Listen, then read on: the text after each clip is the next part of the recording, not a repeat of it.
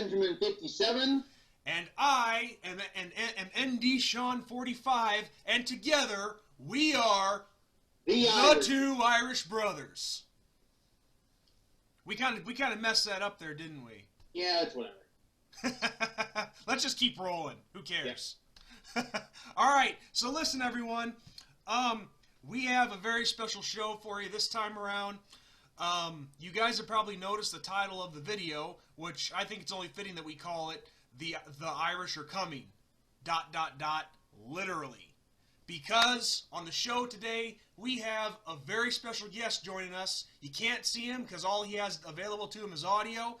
But coming to you guys from the shores of Ayr, from the Emerald Isle, otherwise known as the country of Ireland. I go back with this guy a little over 10 years. Please welcome to the Two Irish Brothers show, the one, the only, Shamrock Jerry. Jerry, how's it going, my friend? Very good, and I'd like to say in Irish, Tache, good amount of it's Cade Mina Fulcher, 1,000 welcomes here from the homeland here in Ireland. And it's great to be on your show, and it's great to have to be interviewed and present here, guys. Let's get this ball on the roll, and whatever you want to ask, go ahead. Damn right, damn right. Now, well, first off, Jerry, I got to ask you, what do you think of Ben and I joining forces here? I mean, this is a big new thing for the both of us. Well, do we see many Notre Dame Irish vlogs of this type on YouTube? We don't. So it is a breath of fresh air, and anybody that's in the ND Nation can ring in or even pass their comments in a good manner, please, and we can get the views of the Irish Notre Dame football fans out there. They can express their views in the best way towards Notre Dame, the university, the team, sports, and the academics. Now, so, Jerry, let me ask you one question. What do you think of Ben here? Oh, very handsome man. Oh, my God. He's as Hulk Hogan said, the ultimate male. The ultimate male. Yeah, okay. When he took on Rocky. Yeah, Thunder Lips. Yeah, Thunder Lips. Ben, I think that's what we're going to call you, is Thunder Lips from now on. I say Ben is the type of fella. He's the type of fella. If you were in a bar and you were with him and you were having a bit of fun and practice fun, they would point again and stare for you. Fresh one on its way.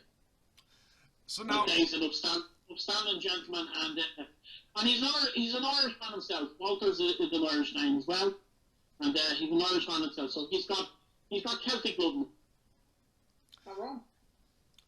So now, Ben, I understand that from what you were telling me before that a few nights ago you and Jerry actually got a chance to talk, and I know that from as long as I've been doing YouTube videos, as I know you've seen being a viewer of mine, what did you guys talk about? What'd you get a chance to learn about Jerry that you might not have known about before?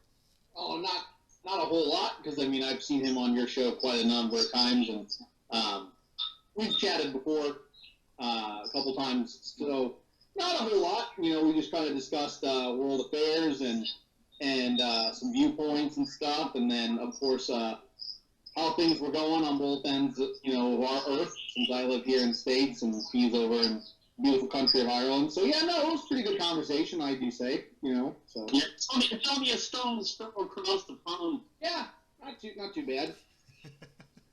Well, so let's just get right into it. I mean, I know that when I had Jerry on for a live stream, I don't know, I think it was like a month ago, give or take. Of course, the big news, as the three of us know, and of course, Jerry, I know you know this very well because it's going to be happening in your neck of the woods. But this August, the Fighting Irish head back to the Emerald Isle to take on the Navy Midshipmen to open the 2020 season. So, Jerry, if you would, Has there really been any kind of buzz generated for this game yet over there for August's showdown? Oh yeah, I mean, like, I know that next month I think it's Steve Martin and Mark Shaw who actually went to Notre Dame. They will be show on here next week, and I know that Martin Shaw will be interviewed on Irish TV, and he also will be back here for the Notre Dame game. He was here the last one here, and he was fantastic. Well, funny and most gracious gentleman he is, and. The Notre Dame fans, they say they don't travel. They absolutely do travel.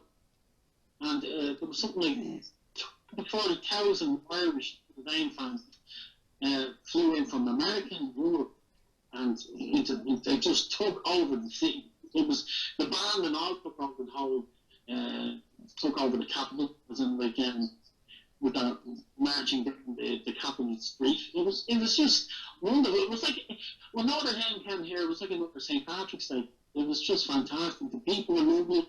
Everybody was drinking and enjoying the food and the culture and seeing the museum, the places to go and see. And not only that, though, when they're over here as well, some of them might take in the Irish sports of Gaelic football, hurling, and they might take in some of the soccer teams that are here. Well, I can tell you, when I was back over there in 2012 for that, first off, we broke a record because that set a record for the most fans who ever left America to go to another country for a sporting event. Yeah, and that's something that I'm very proud of. I mean, a lot of Irish Americans that come over here, they love to play golf and they love that type of activity. So, like, Ireland has a lot of things there to cater for the person that likes to come over and you like to drink and you like to go to bars and yeah.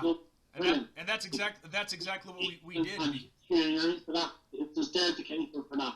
If you want to go to sports and see other things or play with a golf, it's all there. So I couldn't pay enough for my country at the moment. You know, I mean, as much as there's bad and good in every country, we have special things that you can cater for people that come to vacation. Well, we definitely did do that when I was over there visiting in 2012 because, yeah, we had the Emerald Isle Classic, but we also had the Shamrock Rovers match that you took us down to in Cork City, and then we had the All-Ireland Final for Gaelic football. Yes, and also we couldn't get you out of the bar, Moriarty. Oh, of course not. Not you out by the legs. And the arms. Well, hey, I was stumbling, but I was up. Stumbling? You were talking to a lamppost, chatting her up, you are. Okay, we never really went that far, but I did have another guy's wife hitting on me. That's a fact. Yeah, that's one thing. Yeah, you have that effect on women, don't you? I like to think so. The crazy part is that guy didn't care.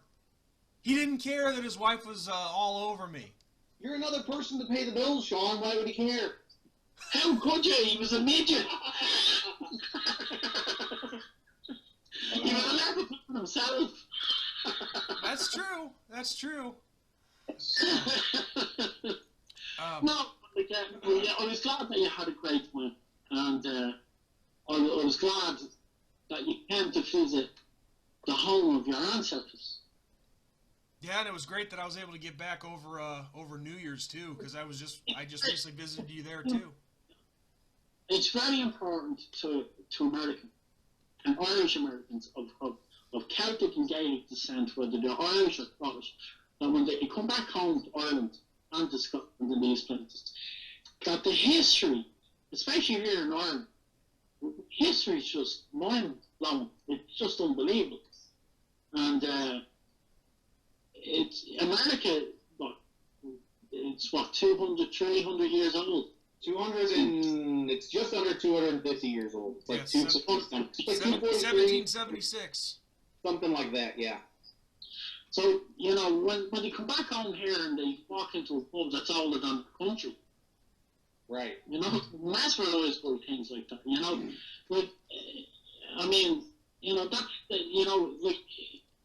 if that type of history is something that's good because you can learn from the past in the future.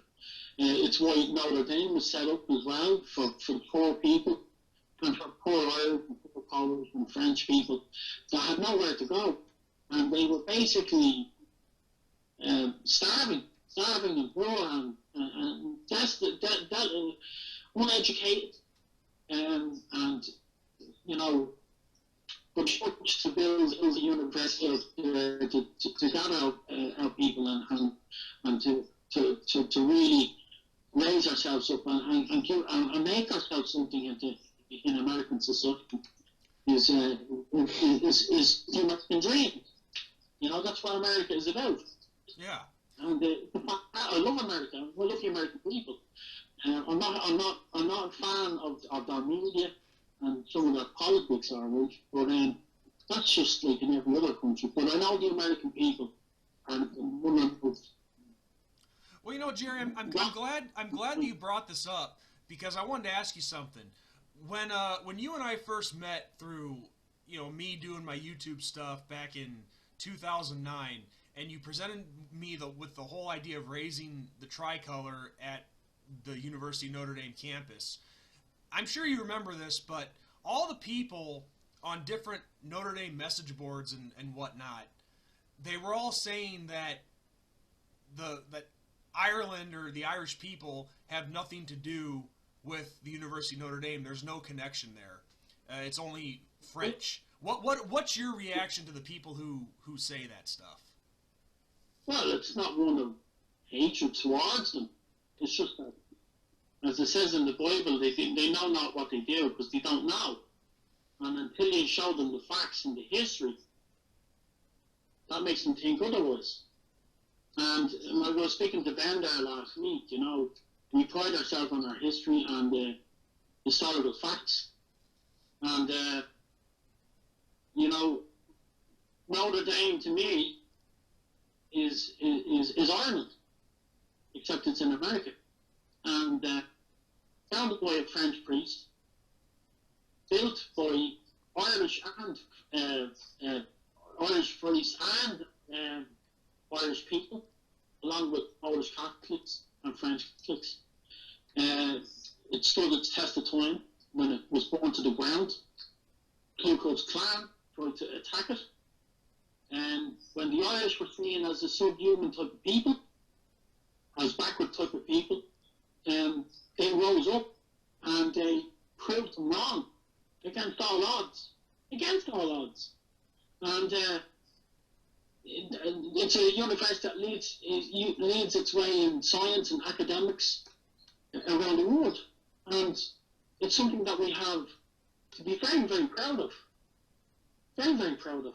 And I felt at the time that Irish people, the Irish nation, should be honoured, and that the flag should be flown alongside the star, or just below the stars and stripes, because by law the American flag is the flag of the nation, and any other nation's flag flows beneath, and that's the rules, and I stand by those rules.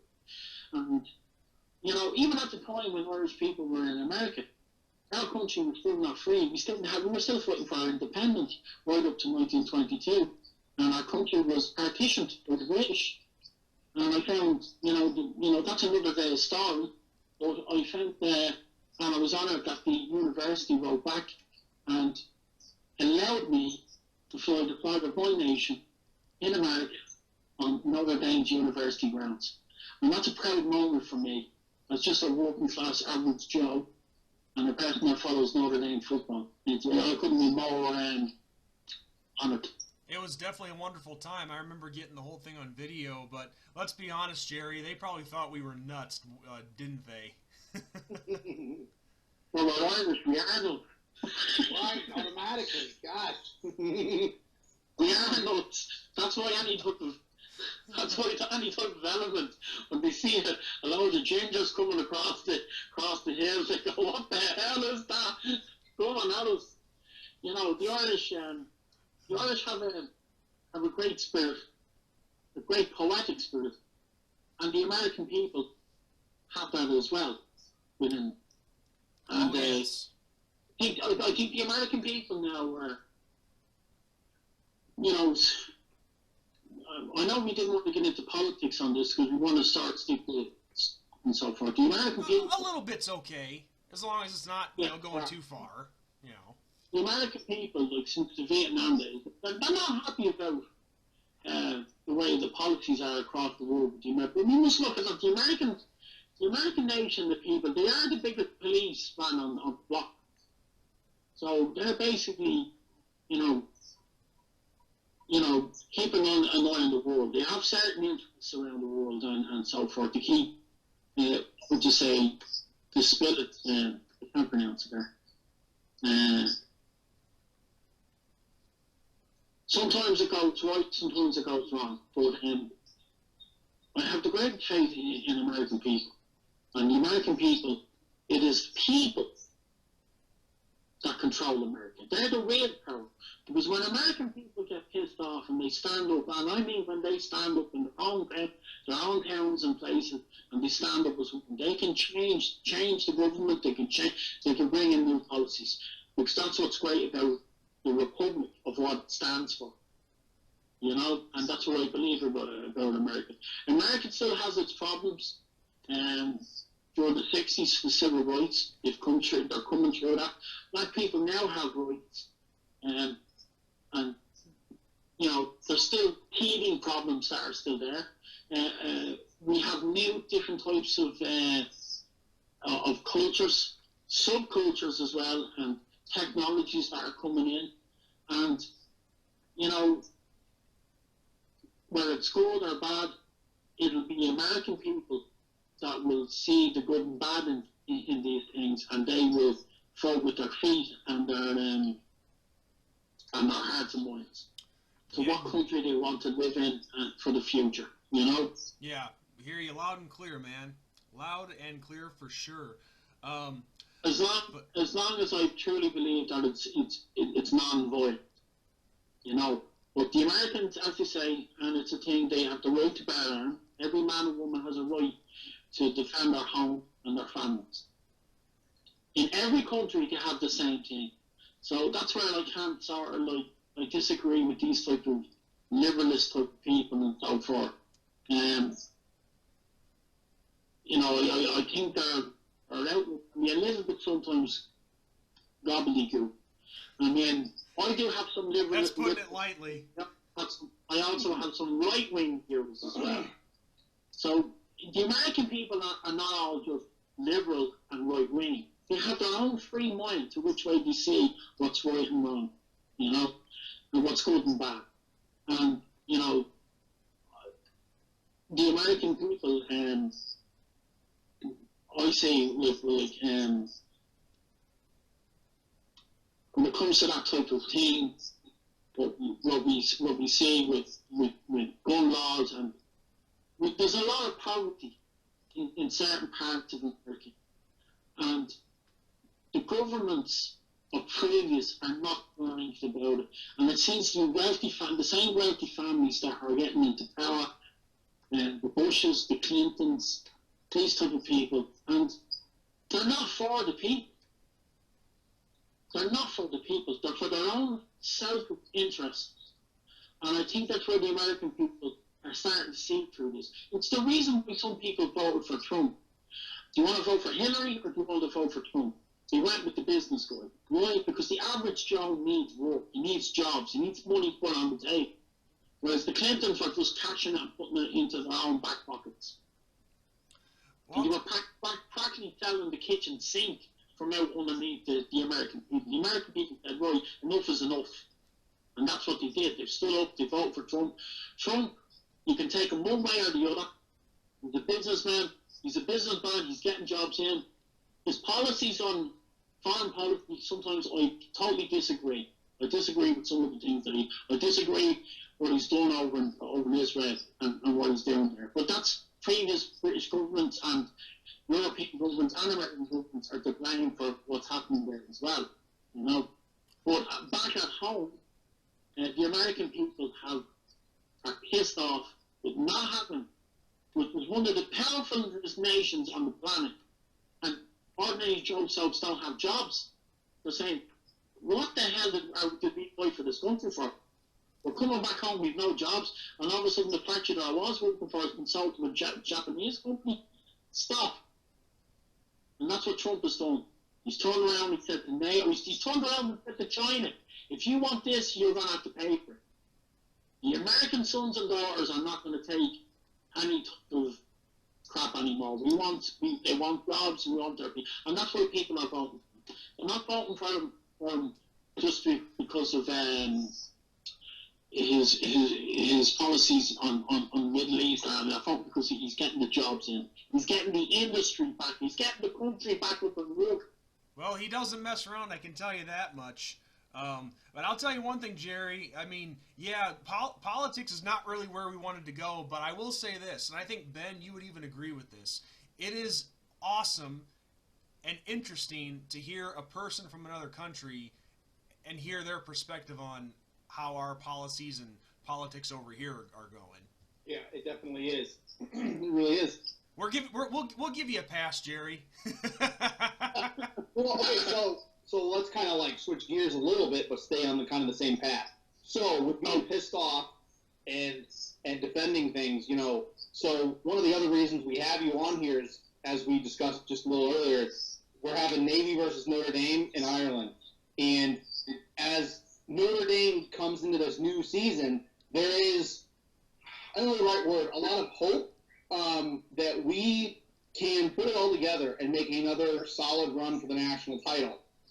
So our first test is a big one. We're going to have to travel across the pond, as you say, to Ireland to take on the midshipmen of Navy, a very familiar foe and rival of Notre Dame. So what do you think about, A, the midshipmen, and B, the perspective of Notre Dame and this game? Well, first of all, most Notre Dame fans out there, American Notre Dame fans, will turn around and say, yeah, man, Navy, we should beat them. We should walk over them, right? First of all, that's not the way Kelly thinks. You'd never underestimate any football team. Never underestimate. And that's the good thing about Kelly. Kelly hasn't won the championship yet, but he has gotten us in touching distance. He has he's got what it takes to get us there, which is what I'm hoping for, that we do win it. We haven't won it since 1988. We're up against bigger teams, I suppose, bigger, more sophisticated teams with Clemson, Alabama, who are steeped in unbelievable history of football. The last time me and Sean travelled down for the championship, I had a funny feeling that, you know, watching the game, Notre Dame just got stage fright and didn't turn up. They didn't execute what they were told to do. All season, they were fantastic. Really, they gave everything that they got there and got to 12-0. And it's just on the day, anything can happen. You can either just, by stage fright, just stop and it doesn't happen, or else you could win the game by the slightest of margins and become champion. But we have to take our hats off to Alabama's coach. He had won it several times, so this man was very experienced. Yeah, Nick Saban. Saban. Where Kelly, this was his first major type of championship final. Now, I'm glad that he got us there. What a roller coaster to get us there in the first place. Some Notre Dame fans that are of a generation expected us to win every championship that came along. Well, I'm sorry, my friend, that's not the way things work. I do know for a fact, and I feel it in my own heart and bone, that Notre Dame will win a championship in our lifetime, and they'll probably go on to win another two, because they're not a small university. They are a very big university, and they've got a lot of collateral behind them, and they've got a lot of fans around the world. There's one thing that they have is a lot of fans, and they're building that up as they go along. And can Alabama, can any other college around the football, can they lay claim to that type of those type of fans. Well, and that's the thing right now with you got programs out there. I'm just going to go ahead and say it, and it's something that we all know. Clemson and Alabama, they're the two programs that are on top of the world right now. That's all. Well, I mean, granted, LSU won the national championship this year, but as far as building a dynasty goes, right, Clemson and Alabama are on top right now. There's no doubt about that. We have to find a way to narrow that talent gap and get these big recruits come in, which I think Kelly has done a really good job of that. But something I also have to bring up, and Ben, you and I were talking about this last night. Myself, I actually question our fan base. I hate saying this. It pains me to say this, but how loyal of a fan base do we really have? Especially when you go on different message boards, on comment sections, especially Twitter, Ben, like you showed me last night from a bunch of people that were replying to I forget his screen name, something Mockery. Yeah, there's a lot of middle class and uppity Notre Dame fans. Well, and Jerry, I was telling Ben on our first show that after we beat Iowa State in the Pineapple Bowl, I actually got into it with a guy, and it's unbelievable the number of people where after we won that game 33-9, that wasn't good enough for him. I no joke. I had one guy complain because we only won by 24 instead of 50. We only put up like 350 yards of total offense and not 500. I mean, I swear to God, a lot of the fans in our fan base, they could win $1 million and be unhappy about it. We could win 5 straight national championships, and they'll complain about something. It seems like our fan base, all they ever do is complain. But yet at the same time, I just want to finish this last point, and then I'll free form to you. And yet at the same time, I look at games like Nebraska in 2000, Georgia in 2017. Half of our damn stadium is red, the colors of the other team. What does that say? I mean, that's a disgrace. What does that say about our fan base right there? Oh, big game comes to town, we'll sell our tickets just to make a few bucks instead of support the team. Yeah. Well, you have to understand, Georgia are a big fan base, and they're coming up. Of course. Yeah. But you have to understand, not every Notre Dame fan like that, you know. Can you give me 1 second? I'll just take a recess break there for a second. Yeah, no problem. Okay, and I'll just be back in a second. You just talk away to Ben there for 1 second, and I'll hold that thought, and I'll answer that question. Okay? Yeah, no problem, man. Do what you got to do. But yeah, Ben. I mean, I've mentioned this numerous times, as you've heard me say on videos. All these people who complain, they complain about, oh, the team's not doing this, the team's not doing that. Kelly has a team unprepared, but yet they're probably the same ones that sold their tickets. Yeah. No, it's interesting. I don't know how to say it. I'm not like the most optimistic person when it comes to everything. I will, say that and admit to that. But some of the nonsense that I see is lucrative. It is absolutely lucrative.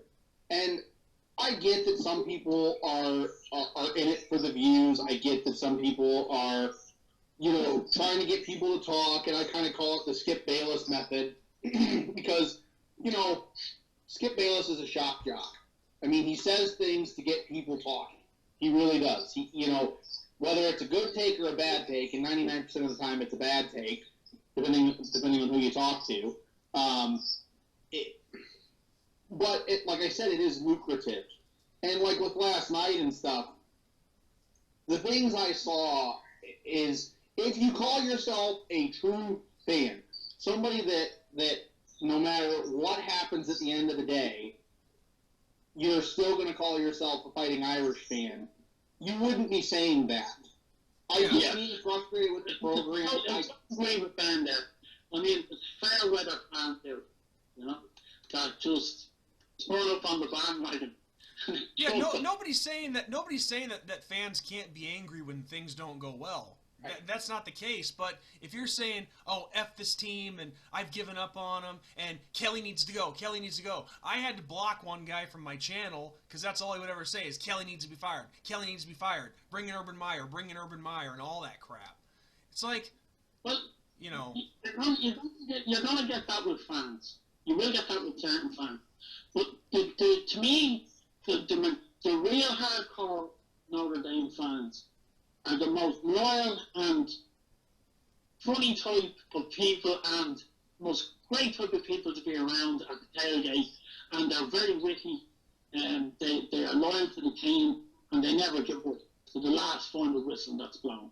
And they carry their colours and wear their colours with pride, with absolute pride, and they go there as, and this is the total thing as a Notre Dame fan, to go there as to any game, which is across America or in any country, to be an ambassador for Notre Dame University. You are an ambassador for the university. You're an ambassador as a fan for the football team. To cheer on your team and to roll sucks.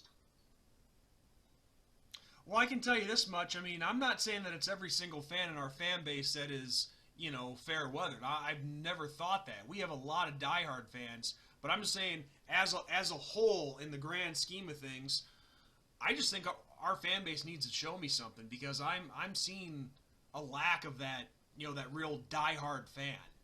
I'm not seeing the kind of care that we used to see back in the day. And the thing is, we're having success.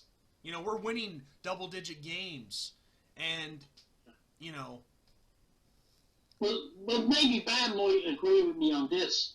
You know, we spent a lot of money on building up South Bend Stadium, Notre Dame's stadium. And all the fans talked about, some of these fans on websites was talking how good the stadium looked and was brilliant. Stadiums do not make championship football teams. It is coaches and it is players. Yeah, that's true. They're the ones that count. They're the ones that need your support. To watch out for them, to make sure that they're doing things right, to give them encouragement, to tell them that they're playing well, to tell them that against all odds, that they can overcome this team and beat them. You have gotten inside you to win, play like a champion today. And that's what I was getting at before with the whole ticket thing and the Irish fans selling their tickets to the big games. We need our fans in the stadium. I mean, the other big teams, when we play them at their place, like when I was down in Athens for the Georgia game, no way in hell would Georgia let their stadium get taken over. Never. And of course, that did not happen.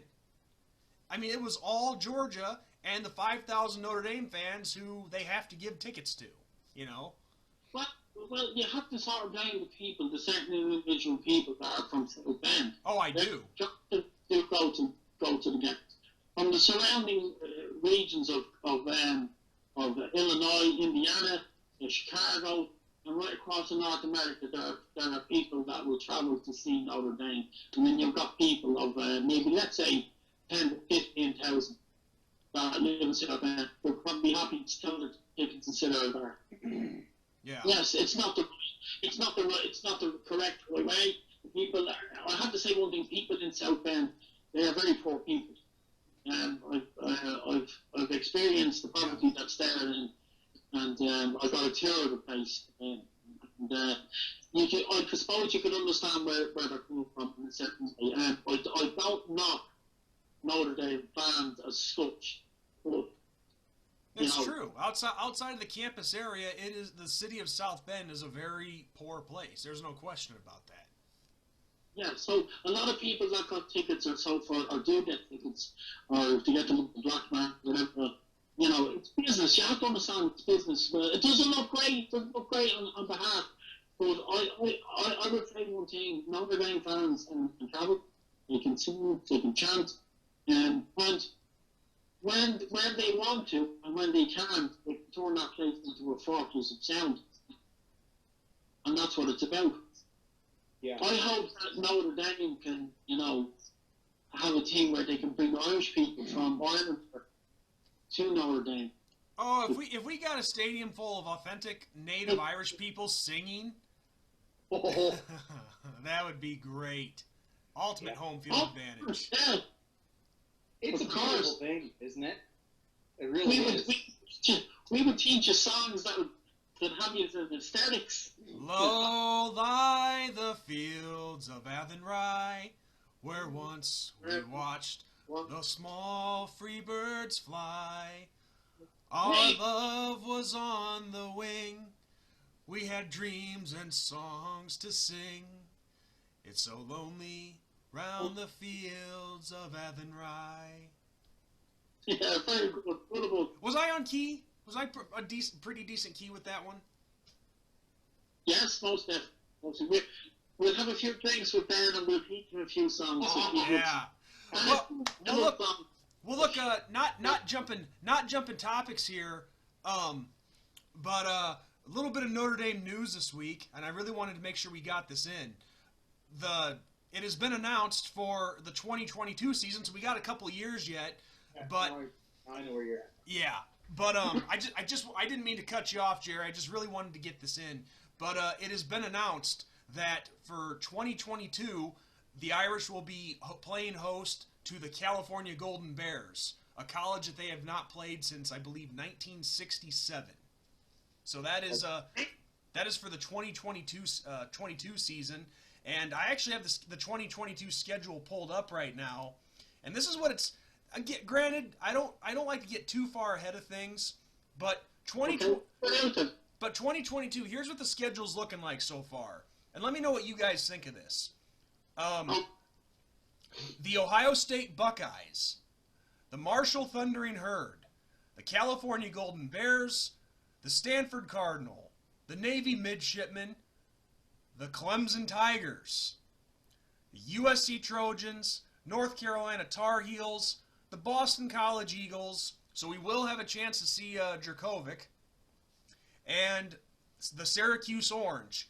And there's still 2 slots to be filled yet. But He says that sounds like a tough one. And there's one person, a great fan, Jerry Kennedy, MD fan. He hates the Buckeyes. He absolutely hates them. He lives in Ohio and he's surrounded by them. oh, I've heard similar stories. And every time he's flying the Irish flag, you know. But what a character, what a loving man. But yeah, I mean, he's out now. Like as I said, next season we've got the potential to do a repeat of 12-0. Well, there's definitely some things we have to work on. I mean, we got a question mark with our defensive line and I think our secondary. We have a great guy in this. What's it? Riz. Tommy Reese? Tommy Reese, yeah, he just became their offensive coordinator. I believe this guy is. This is the M16 of fucking quarterbacks at the moment. So if language, Chief, naughty. If he's on top form next year, right? He'll take apart teams single-handed. There's even talk that this could be the next Joe Montana. Yeah, it'll be interesting to see what happens.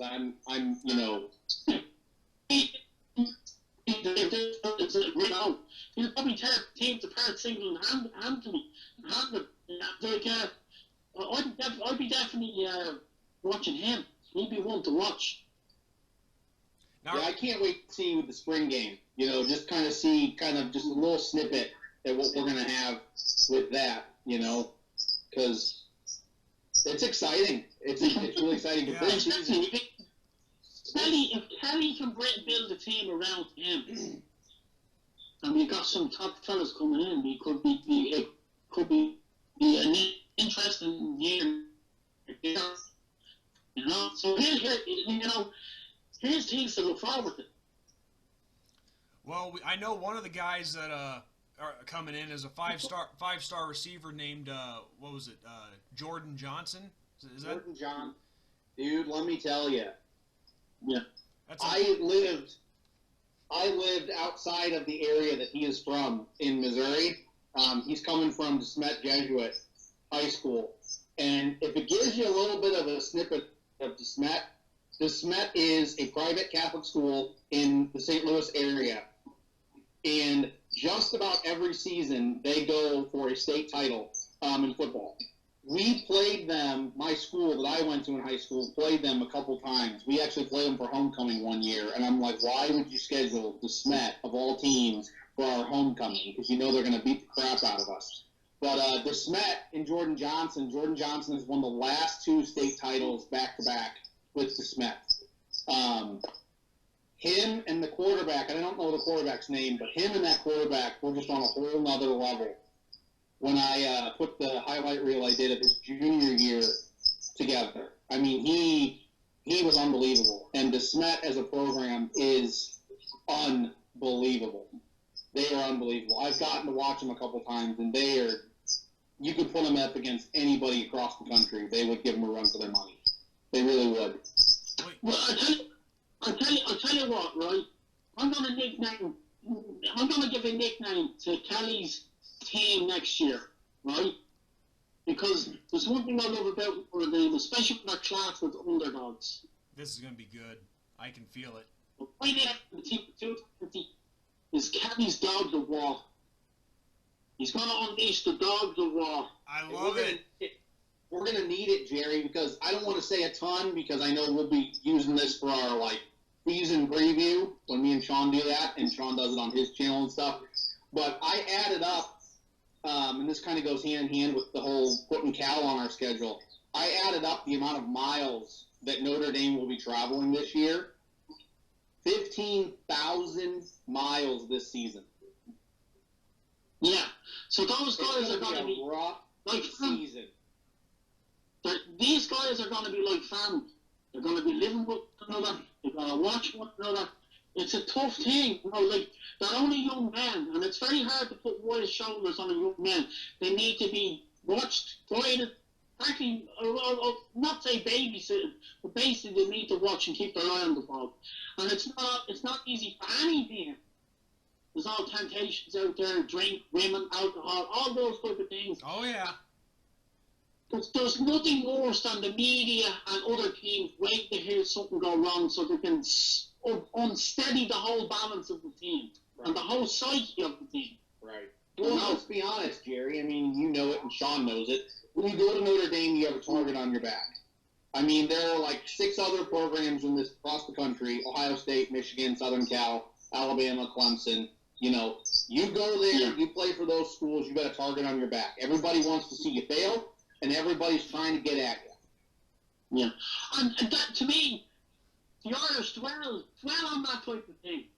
Because we like to be young, and the fighting spirit, get up and prove them fucking wrong. Literally through them. Sorry for dropping the F-bomb there, but I'm assuming you wiped out. I was giving you crap before, Jerry. We're fine with that. Yeah, no. Yeah.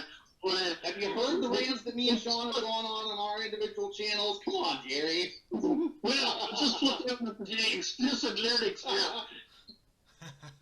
And no children after 9 o'clock.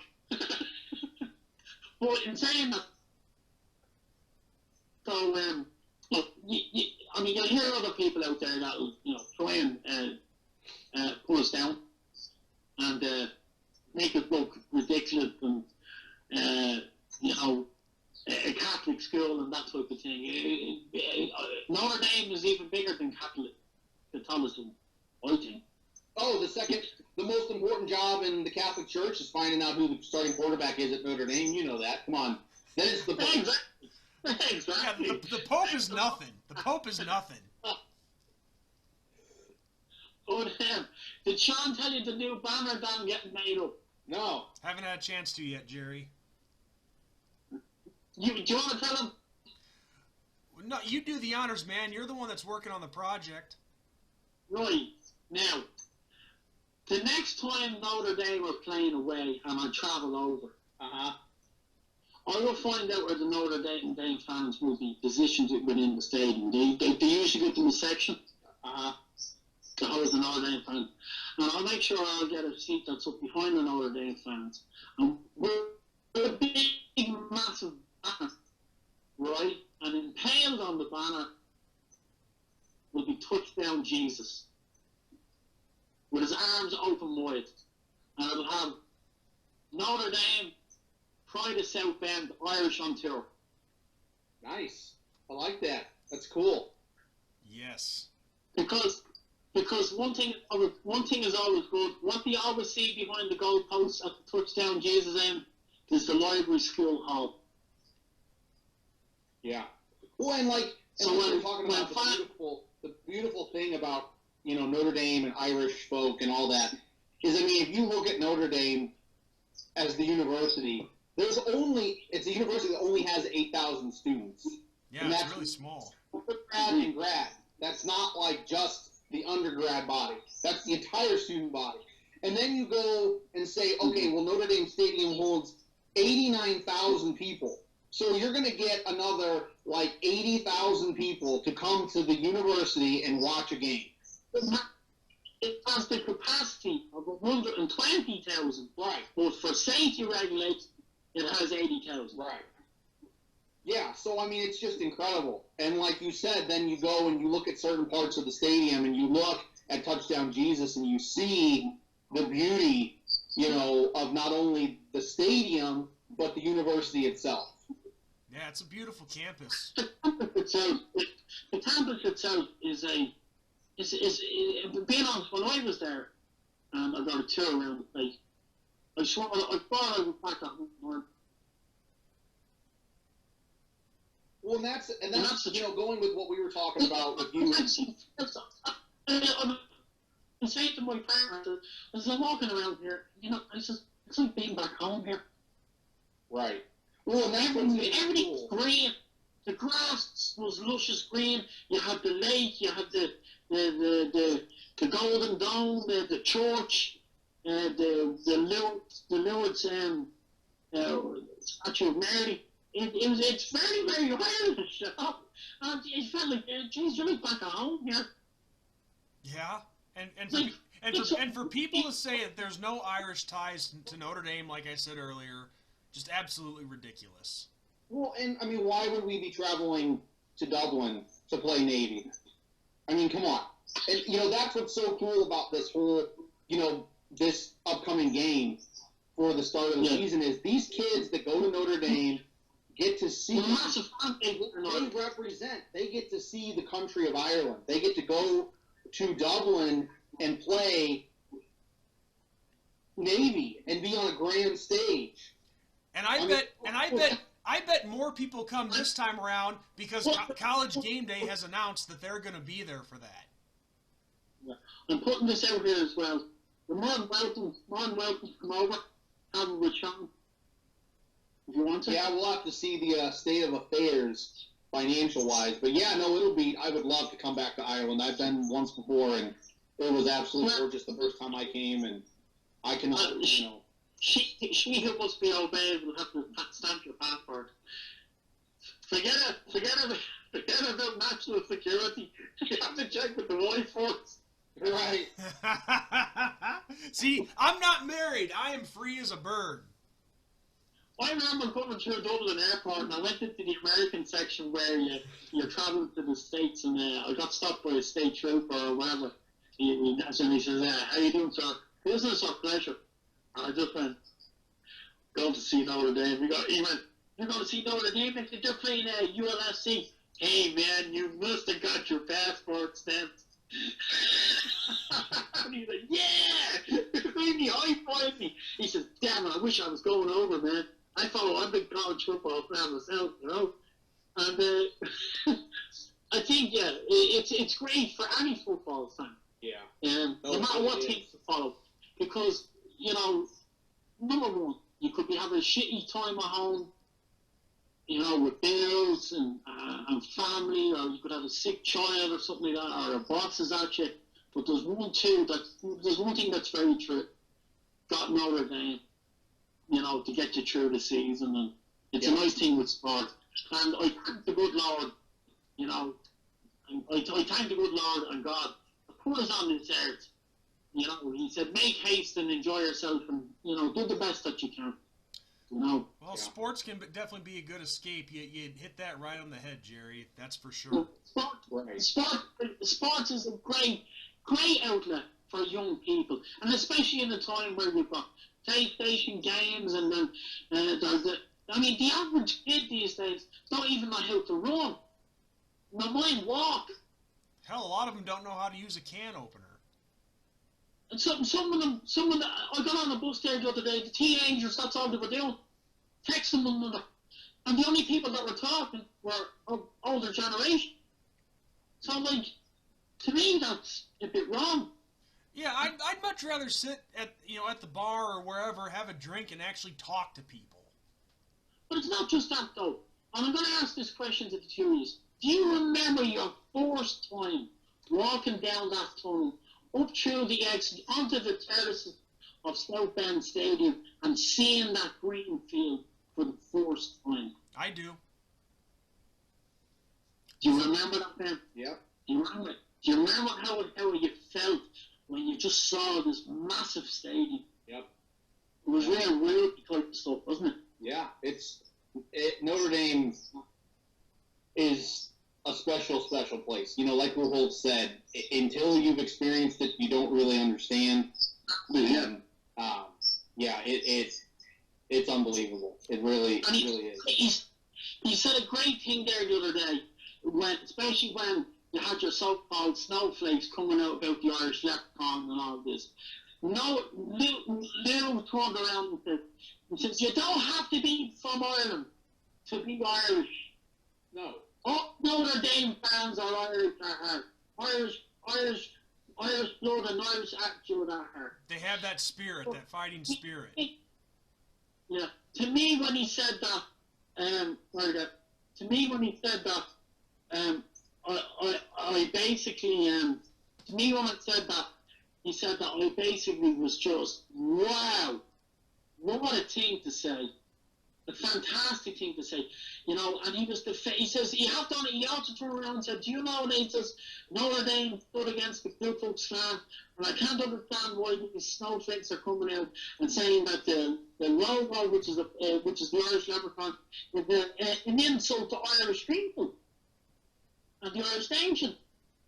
And it took, what was the other night I stood up at the pre party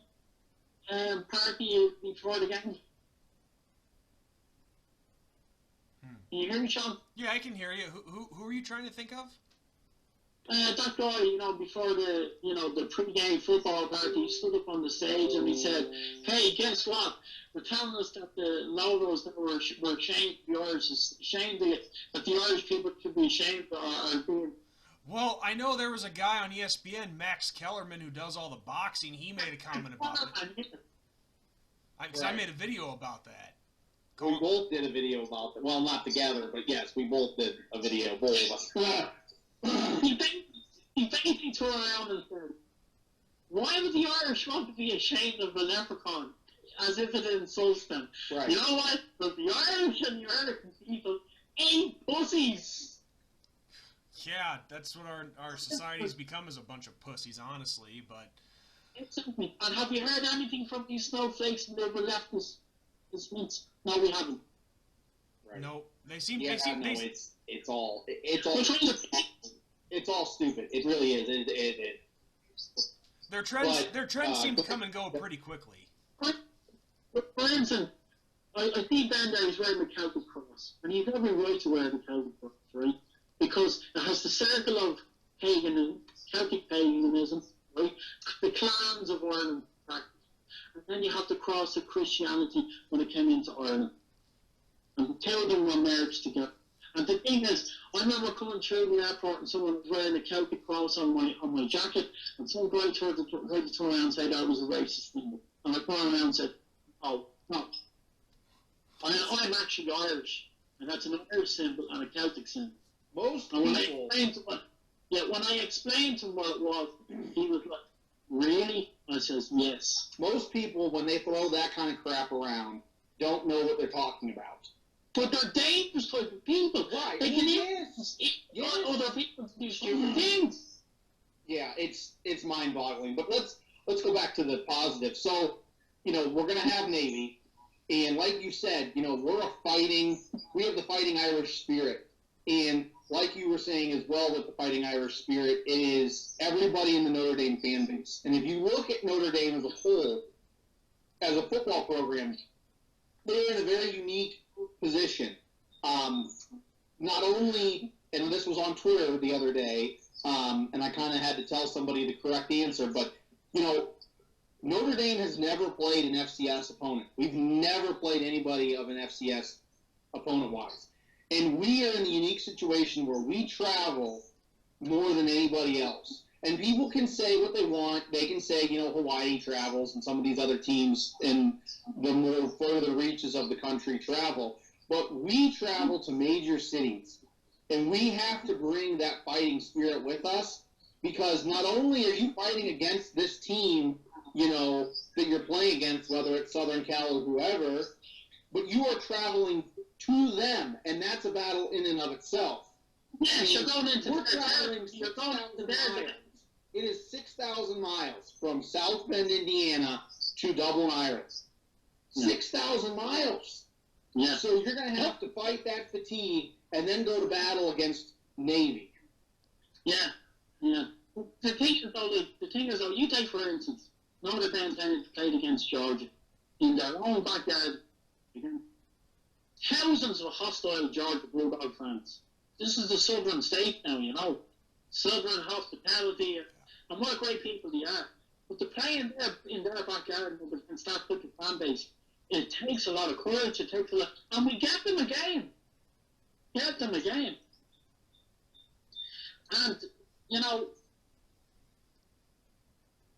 you're right in saying it's not easy to go into these grounds in front of a hostile type of crowd. Well, I wouldn't say hostile, but against, all fans are very respectful in the college football. And, may it always be like that. And thank God, we've seen situations at sporting things. Please God, nothing bad ever happens. Really, because there'll be a lot of people there to congregate. Security in these stadiums are absolutely top notch. But there's nothing ever happens anyway.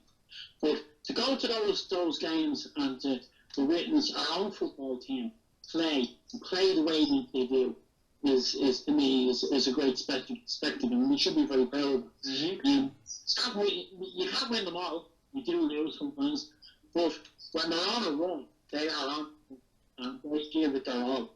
There isn't a man that does not come off that field wearing a Notre Dame jersey without no blood on it. Be black, white, yellow, red, or poor, or whatever. If he's an Notre Dame player, he is basically going to give his all. Yeah. Yeah, absolutely. And also, one thing that I definitely wanted to get in this video as well, and we got to talk about this just because it's been big news all week. But even though it's not Notre Dame related, the professional basketball world, we lost future Hall of Famer Kobe Bryant, and it's really sad because of how talented he was, and just the fact that he died in a helicopter crash with his 13-year-old daughter and there you go. You can't see it, Jerry, but Ben just had a Kobe Bryant jersey on display. But it was a really sad event, and I got to tell you something. Myself personally, all the sickening comments that I've seen from a lot of people calling this guy a racist and rapist with a P, calling him a rapist and this and that. It's really just despicable how our society has gotten to such low levels. Yeah, Sean, because you have people of not moral character, and they have no respect for human life or for the death of another human being. Until it happens to them, only then do they realize their own actions. Well, and the chicken shit aspect of it is that they wait till the guy's dead before they say anything. And just to explain what we're talking about, Jerry, is Kobe Bryant, he burst onto the scene in the NBA in 1996, right out of high school. 2003, this is the only thing that he's guilty of. He was guilty of having an affair and cheating on his wife. He is guilty of that. But this girl in question, he did not rape her. It was a case of a gold digger after a superstar for his money. And they had rough sex, but it was not rape. Hang on, rough sex. Was it consenting sex? Yeah, it was consensual. Yeah, but it was rough sex. What do you mean rough sex? Was she wearing boxing gloves or something like that? Or calling the contraception or something? I wasn't there. I wasn't watching. Nor do hey, we hon, know. before we get along, I'm gonna chop the head off you. Yeah, but the positive thing is, it's like we were saying, sports is an escape. And if you look across the board with all these different teams, so many people reached out. So many people posted their memories of Kobe Bryant because, Sean and I got to watch him play here in the States. And to me, and this is just me, and Sean might not agree with me on this one, but to me, Kobe Bryant is the second most greatest basketball player ever to play the game. He is right below Jordan. Well, you beat me to the punch. Michael Jordan, Scottie Pippen, those will always be my guys. But that's the thing. But that's the thing. Oh, Larry Bird, phenomenal too. Very phenomenal. He's up there as well. Some people say he's probably better than Jordan, but I don't know. That's another topic for another day. But yeah, even though I was a Jordan and a Pippen fan and a Bulls fan growing up, I remember playing video games on the Sega Genesis and the Super Nintendo that had Kobe Bryant on there because he came to the NBA right out of high school, Jerry. I don't know if you knew that. But I played video games with him in it on those old systems. So yeah, I grew up with Kobe Bryant, the Kobe and Shaq days. I had fun watching them. And see, that's the thing. Some people have been saying too, like, oh, well, you guys just treat him better because he's a professional athlete. He's a celebrity. Well, what about the people every day, like cops and soldiers and firefighters that die? Nobody's saying that Kobe Bryant is more important than them. Right. I think what it is, it's just Kobe Bryant, he came into our living rooms on our TV sets for 20 years. And he was one of those guys that when he came onto the court, he was a game changer. I mean, it was unbelievable what he could do. And not only what he could do on the court, but what he did off of the court. People forget that Kobe Bryant went through 2 different regime changes with the Lakers, and he won championships with both. He stuck around. He didn't leave. He didn't, take his marbles and go somewhere else. That's in his sporting life, what he did off the court and on the court. But his private life, he raised a family, a kid. You have to understand, most of these athletes they are the Black African community that are playing American sports to play basketball and American football. Some of them come from, very tough backgrounds. And when they're thrown into that type of limelight, or if you have any type of skill, and that money is, they're lavish with that type of money. Yeah. The temptation there with Yeah, exactly. When you get all this money and fame just handed to you that all at once that you never had when you were growing up, I can tell you if that was me, I wouldn't know what to do with it. I can't say that I'd do the same thing, but I'd be... You would be fucking Jim Morrison. That's what you would be. I probably would. Yeah, man. Oh, God. Yeah, but it's just... It shows how many people he impacted when you look across the board. I mean, we had hockey teams changing colors of their stadium for Kobe Bryant. We had fans from every sport wearing Kobe's jersey, sending messages, all that. I mean, it's just incredible. Well, So, and the stuff that he did off the court for the youth. I mean, didn't he set up like youth camps and leagues and stuff like that? and I mean, people, and it just came out like yesterday, today. They said, and I take everything with a grain of salt when it's the news, but they said they finally like started to piece together everything that happened and all that, and they found his body, and they found him firmly clamped around his daughter, trying to protect her from the crash. Yeah. That says everything about what a father should do for their child. He put her first before himself.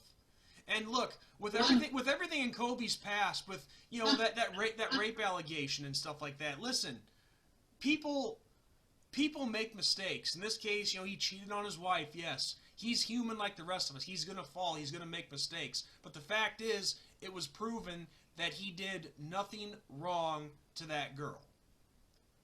Well, look, the thing is that only God can judge him, not us. That's true. At the end of the day, it's God that does the judgment.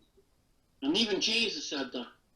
When Mary, and I don't mean to get religious, when Mary of Magdalene was brought into the town square to be stoned to death, the high Jew priest come over and said, "What say you, Jesus? This one by the cardinal of God's law should be stoned to death. She's an adulteress." And Christ stood up and said, "Yeah, that's right, according to the laws of God, but you're not God." Well, that's just it. That's what I'm saying is Kobe did nothing that was unforgivable. What he did is very forgivable. Well, I mean, how many co-workers at every other job have done the same thing? Yeah, well, Sean, you don't know. It's only what the people say, what can be proven. All right, I wasn't there. But what I'm saying is, these football stars, right? We saw it with Manti Te'o. He got taken in by that hoax, yeah. He got taken in by that, and the fans had a field day with it. And not only that, could it have been applied to rope this guy in and to have him in such a way of a state of mind that he could have lost the game for us. So you have to understand as well, these players have to be protected, minded in a certain way, because there's a lot at stake in the championship. Yeah. I mean, you take for instance a world championship boxer, and he has to stay in an unclosed destination in a hotel the night before the fight. Why? Because he doesn't want anyone ringing him up saying his wife is this or something's out to happen or this, that. He has to be kept under wraps until he gets into that, because he can't go into that ring without 100% his mind and heart behind it, and that he's ready to go. Yeah, if he's not focused, he's screwed. If I was a fan and I wanted to use that tactic against Clemson, yeah, who's our best quarterback? Yeah, we'll turn him outside his home and egg it. Get him all roiled up. Get him unbalanced before the game. And that does happen. Yeah, it does. It definitely does. He could have cost us. He could have cost us the championship because he wasn't thinking. I mean, these players have to be brought in and sit down and build and said, right, these are the best that we can get. These are the best in college football that we think can bring a championship. These are going to mind themselves. They're going to be on travelling back and forth with the city and so forth. There's a curfew. You've got to be in. You've got to be trained. You've got to be this. You've only got 10 years of sporting life, and then after that, you get picked for maybe a major NF team or whatever.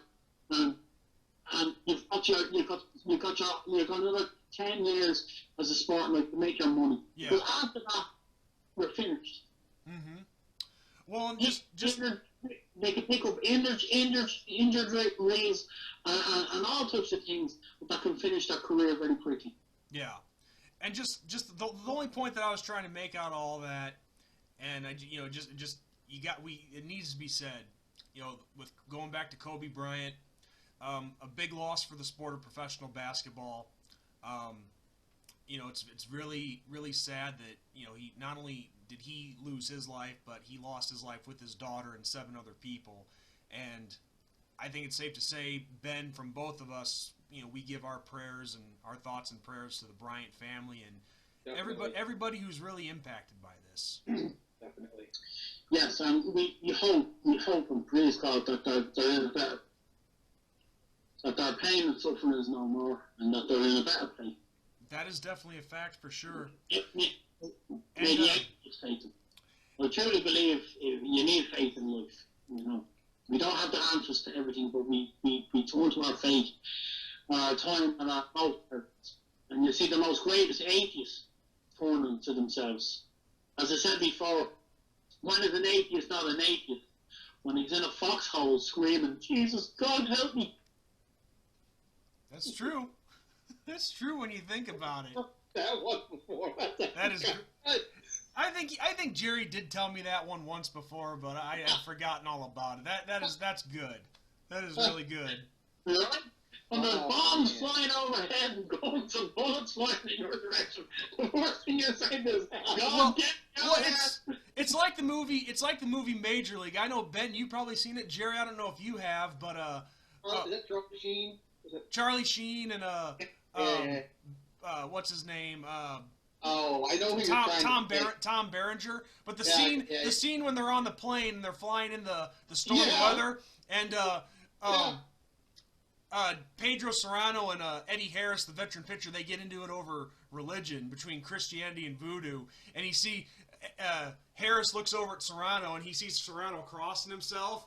And he goes, he turns to Serrano and says, "Oh, sure, now you come around." Right. He's not fooled. Well, look, I'm not here to judge people. Whatever they want to believe in, that's their own thing. I live and let. In life, I live and let live. Definitely. I know I'm at an age in my life. I'm not a millionaire. I enjoy my sport. I like 4 square meals a day. A kiss and a cuddle when I can get it off the missus. And I live a good. I'm thankful for what I have. I'm thankful for the small things in life. Well, that's definitely a great attitude to have, Jerry. And one last thing I think it would be fitting if Ben and I ask you this question, but I don't know if you're going to be watching it tomorrow because it's going to start kind of late your time. But who is your pick for the Super Bowl? Well, who do we have? Do we have the 49ers? Is it San Francisco 49ers? The San Francisco 49ers representing the NFC and the Kansas City Chiefs representing the AFC. Well, I don't know. I think the 49ers might go in California. 49ers, but I'd like to see the Chiefs do it. I really would. I got the Chiefs by 8. I think they seem to be the underdog, don't they? Well, with the performance that San Francisco had against Green Bay. Who is considered the underdog? I don't know who is considered the underdog in this game. Yeah. I thought it was Kansas City, but it was a very slim margin. Bears on the fucking stadium from Madonna. Let's look here. I don't even know who's playing in the halftime show. Quite frankly, I don't really care. It's Smash Mouth this year. Okay, I guess that's not too bad. Yeah, no, I'm actually kind of excited. I grew up listening to them. Here we go. Hey, don't forget, we're in the same era, Ben. Smash Mouth was they came out when I was in junior high. That's what I'm saying. Like, we both grew up listening to them. I remember their songs. Where are we here? The Super Bowl, it's your big over-under FA Cup big final. This is the World Championship of the NFL. So San Francisco's considered... The Niners are considered the top dog. The underdog is Kansas City Chiefs. Yeah. I'll try and go with the Chiefs. I'd like to see them do it. The 49ers have won before, haven't they? Oh, many times. So I'll go with the Chiefs. I'd like to see the Chiefs do it because you need to spread it out, spread the Super Bowl on it out. And I'd like to see them do it. It really is a big day for the American coach of the Super Bowl. Oh, are you kidding? It's huge. Extremely huge. People have barbecues and tailgates and all types of things, and It's and especially if it's a close game. If it's a close game, it's fantastic.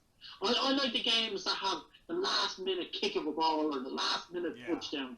Right. They're the ones that you talk about in legends years and years to come. Yeah. Hey man, do you remember that game? Remember that throw? Jesus. I mean, who remembers the game against Spartan, Michigan? The last throw of the ice, Kelly was cut off and the Notre Dame game was cut off. Yeah. Don't remind me of that one. Ugh. Now I want to puke. You have to take your hat off to the pure and genius. It's not because of the team. It's because of the people I know who are in that fan base, and they suck. Right. Go on. No, I know. Well, look, we Irish are able to lick our wounds and get back up fighting again. Hey, that's what's the one thing that everybody will agree, being when we're Notre Dame fans, even those people that on the message boards, is that we hate Michigan State. Yeah, that's a fact. That's a fact. Yeah, fuckers there. Well, and also, the best part though after tomorrow is football season doesn't end because the new league starts up next week. Heck yeah. The XFL. Go Battlehawks. That's the team that my brothers and I decided on. The Battlehawks? Yeah. I'm go Battlehawks. So you're clear to engage, Sean. Yes. The only time I dropped that franchise that I'd stop cheering for him is if, and this is a big if, we can talk about the XFL later, but if the league goes well enough and they expand and get a Chicago franchise, then then I would go to the Chicago franchise if that happens. But that's another video for another day. But yeah, we are going on an hour and 16 minutes. Wow. Hour and 16 minutes. Like when you have an Irishman with us, you're gonna talk. Yep. Well, we tried to cram everything in here: marriage, divorce, referendum, all different types of things, to politics, to war, to changing climate. Your woman Thunberg, eat your heart out.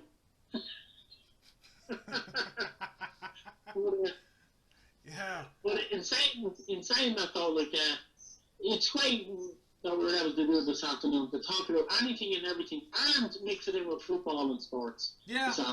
Because I honestly think if people turn around and say, "Oh, you can't mix sport or music with politics," of course you can. Everything is politically in a certain way. Everything is. Technically speaking, that's kind of true.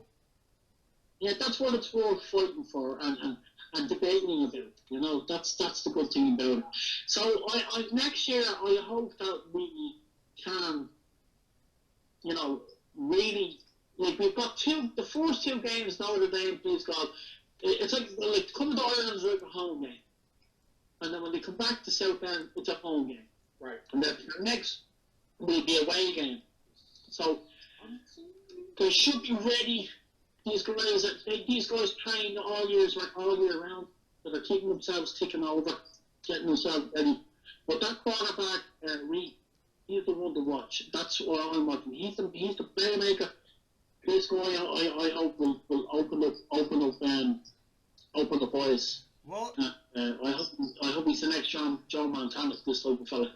Well, Jerry, speaking of the schedule, you were talking about coming in 2021 with your banner that you had in mind. I have the schedule up for 2021, and one interesting road game is Labor Day at Florida State down in Tallahassee, Florida. Yeah, that's the one. That's the one. Oh that's man. The one. Or there's Virginia Tech at Blacksburg, Virginia. Ben, you can do the tribal one. I'll have the keg in the back of the. I'll have the keg in the back of the van. So that'd be a great road trip. You got Labor Day, you got a couple of days off. You're traveling down. You're in sunny Florida, and it's a nice university down there. And what about it to be Labor Day? Screaming on the fighting Irish. A couple of beers in our hands. So are we making plans right now? Like, is that what's going down? Not officially. I just was pointing out ideas. What you need to do is get a big jar and put a big sticker on it. Funds for South Florida. All right. Yeah. If anything, this is just a think tank right now. I work in the wrong profession to be begging for money, Jerry. Come on. If you have to do busking, or lap dancing, you'll find some way to make a few extra dollars. You might even sell cookies. I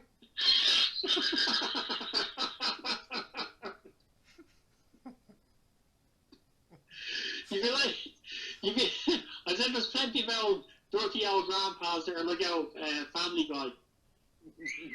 Did you say grandpa? Yeah, Family Guy. Oh, God almighty. Like Herbert the pervert. Hey, Ben, come in my ice cream truck. I got it pimped out to play.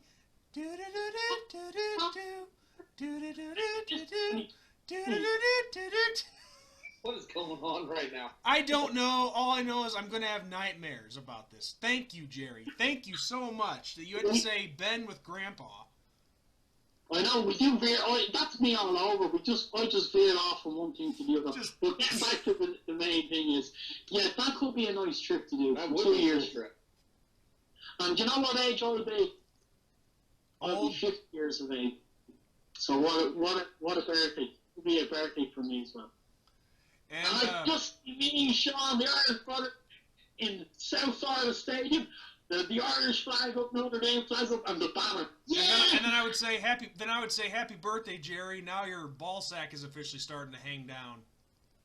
Yeah, exactly. Yeah, I have to pin it back with pegs sometimes. Bam! Those stretchy panties that can hold them up. Just tell people you sat in a thing of bubble gum.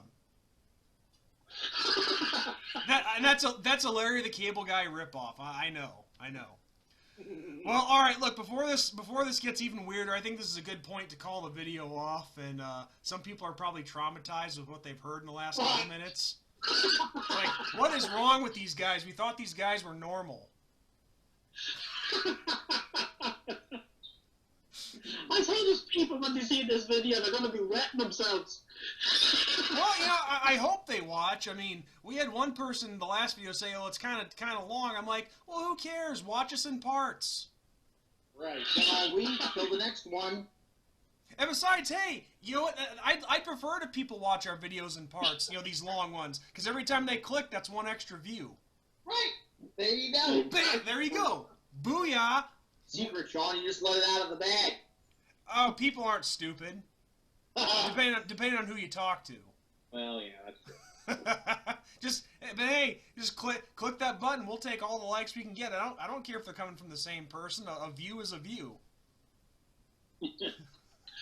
Oh my God! I really enjoyed this now. Yeah, Jerry, it was a pleasure having you on. Thank you for. We know it's late over there, but thank you for coming on. And it was a blast having you on and talking to you and shooting the breeze. And what's good about it, and Ben will agree as well, this is not scripted. No. Yeah. Did you guys know we have a production crew here in the background at my house and at Ben's house? They're feeding us our lines, and yeah, I'm getting toweled down here on my forehead, and yeah, you guys didn't know that? Fucking cue cards in the background. Oh wait, what's that? I messed that line up. Oh, I'm sorry. Yeah, so look, we take a Ricky Gervais type of approach when we come onto this site. That's the best way. You either like it or don't it, or you can fuck off. And just accept your little award and shut up. Even though nobody's handing us any awards, but still. Right. And after this show, it's probably done. Okay, well, look, guys, I wish us whatever's left of the weekend here. We've got Sunday and so forth, and I suppose it's early over where you are, so like now. I wish us a great weekend. Blessings to your families. Good. Look after yourselves, and what a cool show. And I welcome the Irish brothers. Well, thank you again. To ring in and to make any type of comment and enjoy it. Enjoy the show. Oh, we'll definitely have you back in the future, Jerry, for sure. You can count on that. I'm sure Ben would love that too. Oh yes, definitely. So it's been a pleasure. Yeah, same. I love you. Will you marry me? We can be a Notre Dame bride. He's already taken, dude. He's already taken. Ah, shucks. Anyway, guys, I'm going to sign off. Take it nice and easy. I'll leave you to end out the show, and Ben to end out the show. I'll leave you to sign off and say something. All right. Well, that was, ladies and gentlemen, that was Shamrock Jerry, a good friend of both of ours, longtime friend. And Ben, you take us home, my friend. So thanks everybody for watching. If you like this video, smash that like button down below. And as always, have a great day. God bless. And go Irish! God bless, everyone.